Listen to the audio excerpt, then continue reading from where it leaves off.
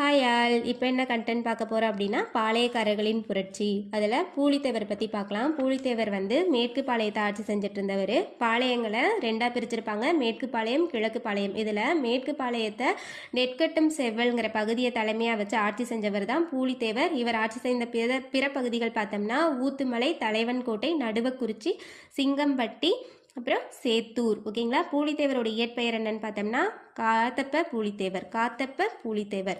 முதல்ல ஆங்கிலேயரை எதிர்த்த பாளையக்காரரும் பூலித்தேவர் தான். பூலித்தேவருக்கு எதிராக செயல்பட்ட முதல் ஆங்கிலேயர் யாருன்னு கேட்டாங்கன்னா கர்னல் ஹெரான்.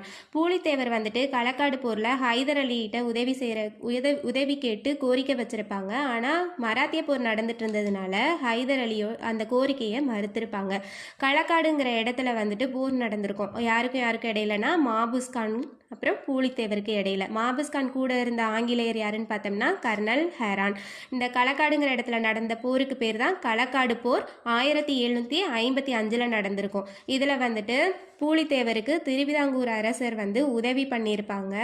பூலித்தேவர் அவங்க கிட்ட அக்ரிமெண்ட் போட்டிருப்பாங்க. என்னன்னா களக்காடை நான் உங்களுக்கு திருப்பி கொடுத்துட்றேன் அப்படின்னு சொல்லி அக்ரிமெண்ட் போட்டிருப்பாங்க. அதனால பூலித்தேவருக்கு திருவிதாங்கூர் அரசர் உதவி பண்ணியிருப்பாங்க. பூலித்தேவர் களக்காடு போரில் வெற்றி அடைஞ்சிருப்பாங்க. அதுக்கப்புறம் பார்த்தோம்னா பூலித்தேவரை எதிர்த்த இந்தியர் தமிழ்நாட்டை சேர்ந்தவர், ஆங்கில படையில் இருந்தவர் யாருன்னு பார்த்தோம்னா யூசுப் கான் என்ற மருதநாயகம். இவரோட இயற்பெயர் மருதநாயகம். அவர் இஸ்லாமுக்கு மாறினதுக்கு அப்புறமா யூசுப் கான் சாஹிப் அப்படின்னு பெயரை மாற்றிருப்பாங்க. 1761 யூசுப் கான் நெற்கட்டும் செவ்வல் பகுதியை தாக்கி முக்கியமான 3 கோட்டைகளை கைப்பற்றியிருப்பாங்க. எந்தெந்த பகுதின்னு பார்த்தோம்னா வாசுதேவநல்லூர், நெற்கட்டும் செவ்வல், பனையூர்.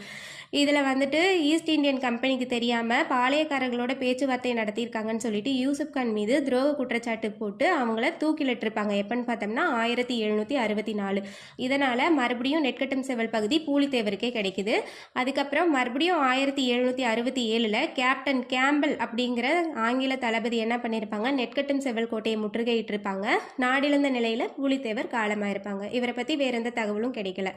பூலித்தேவர் அப்படிங்கிறவர் யாரால தோற்கடிக்கப்பட்டார்னா கேப்டன் கேம்பல். இந்த கண்டென்ட் உங்களுக்கு புரிஞ்சிருக்கும்னு நினைக்கிறேன். இது மாதிரி நிறைய கண்டென்ட் பார்க்கறதுக்கு என்னோட இந்த சேனலை சப்ஸ்கிரைப் பண்ணுங்கள். தேங்க்யூ.